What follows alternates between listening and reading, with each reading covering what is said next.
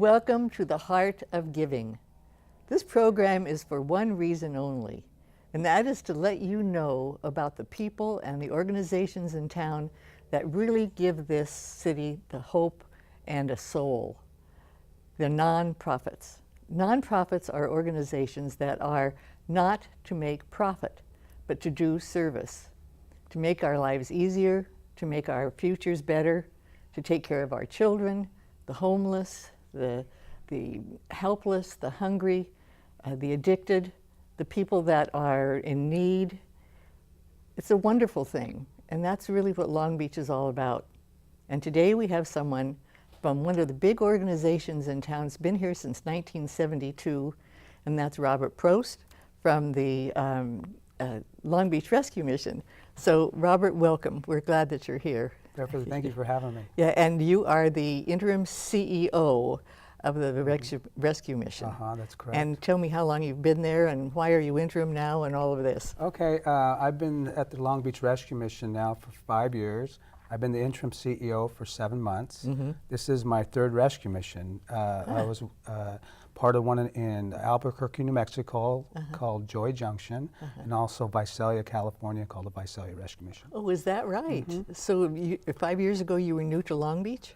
Well, actually, I came home. I was born and raised in Manhattan Beach. I see. So I'm a native California from Southern California, and I thought I was through with rescue mission work, and I came back to my hometown, and Lord and behold, an opportunity opened up for me, and I found myself at the Long Beach Rescue Mission. That's marvelous. Doing what Very I love. good. Yeah. And so you've been in rescue missions for... going on 12 years. Is that right? Yes. So you've seen a lot of things that need. A lot of needs, a lot of heartbreaking stories, but a lot of real successful, wonderful things as well. But you see every day. Every day. Every day something that is helpful. Every day I see something helpful, absolutely. And before you talk about Long Beach, are they the same, the three that you've been in, the rescue missions? You know what, they're that's almost an oxymoron. We could say they're the same but different. Well, they have the same mission. Yeah, absolutely. Bringing hope and restoration through, for the hurting, the lost, the broken. Well, now Long Beach Rescue Mission is 1972. It's had several directors, but the mission has always remained the same. But I know they've added programs and not just have a kitchen for those that were hungry, but that gave them hope and a future. And start with telling us first about the Hungry program. Okay, yes, we feed close to 200,000 people per year.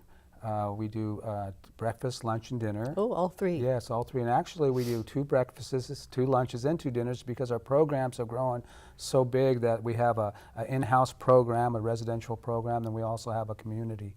So we'll have a in-house breakfast. The in-house is for those that are residents or those that are staying there more than one night. Absolutely. Okay. Yes. Yeah. And the other is for the community and just people that need help or need a meal. Okay.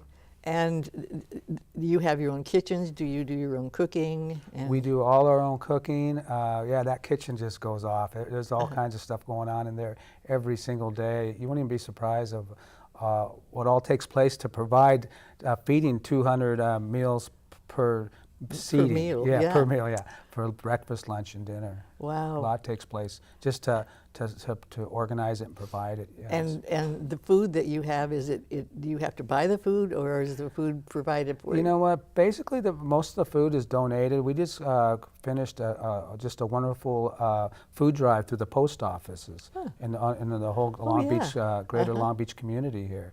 And we do a food drive, and then we do that once a year, and that's the biggest donation of food we receive. And also sometimes if something comes up and we're short, we'll have to purchase. Okay, now the step that came after the hunger program was the residential. Now, tell me about that. Do people stay one night? Do they stay 2 nights? They spend a month? Tell me. Well, you know, first of all, yes. When people come through our doors, they're lost, broken, and just looking for something.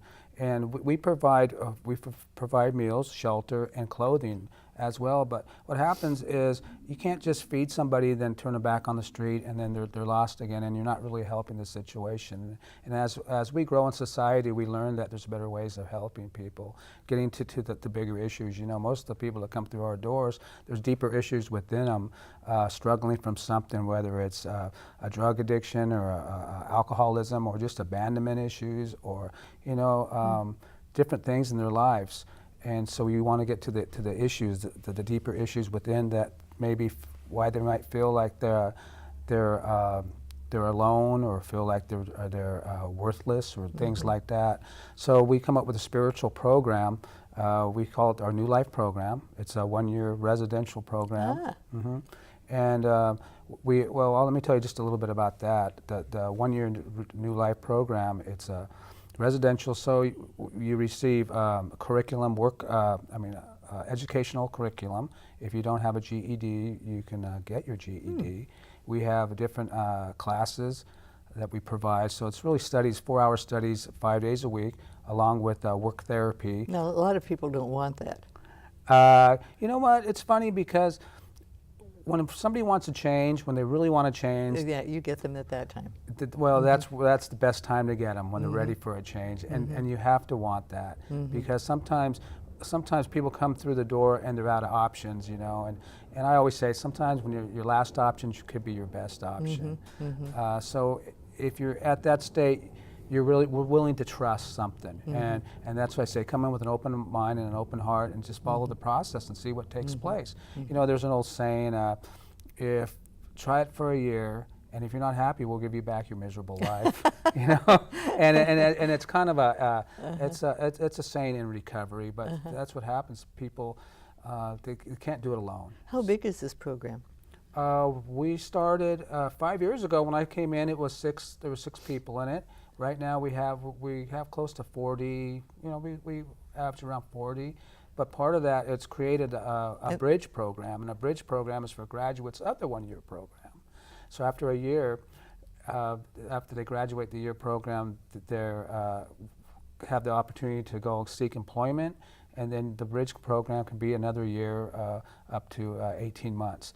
As long as you're doing healthy things, and you can, if you get a job, you save your money, save 80% of your income. So by the time you move out, you have enough to pay for the last month's rent. Well, you know, probably the need is greater than just for 40. Oh yeah, but you know, and we're slowly.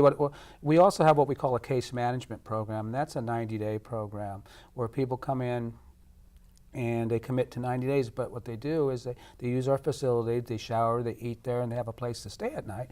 And they have a case manager that tracks them, that checks in with them, you know, once every 2 weeks to make sure that they're doing the things they're supposed to be doing. And are they in the 40? Counted in the 40? No. Oh, they're in addition. Yeah, they're in addition. We house 128 people in our men's facility, but we also have a women's facility that's modeled just like the men's facility. Okay, that sounds so. You have a facility for 1 or 2 nights, in addition to the 40-day. No, we have the 40. Yeah, it's okay. Explain this to me. Okay, we have a program right now where we have it's a year residential for 40 people for a year. Okay. And then after the year, if they're doing the right things, then they have what we call the bridge program. And the bridge program, they can stay there for another 18 months. And then you also have one for women. Yes. Yes, but we also have with both, and both programs are modeled after each other. They're pretty much the same, except for the emergency shelter for the women's a little bit different because we assess them a little bit different. So, how many lives did you touch? How many lives do we touch? Well, we have 128 men that stay the night at our mission every single night. Our numbers remain high. And we have 53 women and children who stay in our women's facility. And I believe we touch every person who comes to the door. Absolutely. And the reason is because we have there's an environment that's set. So when you walk through the doors, people know this is a place of people trying to get, not only that, but trying to get their lives together. You know, what I mean by that, the stuff that you're doing out on the streets is not going to go on inside the mission, because this is a place where you get away from that stuff and start working on yourself. Well, I was going to ask you about some of your success stories because I love knowing individually how it has impacted someone.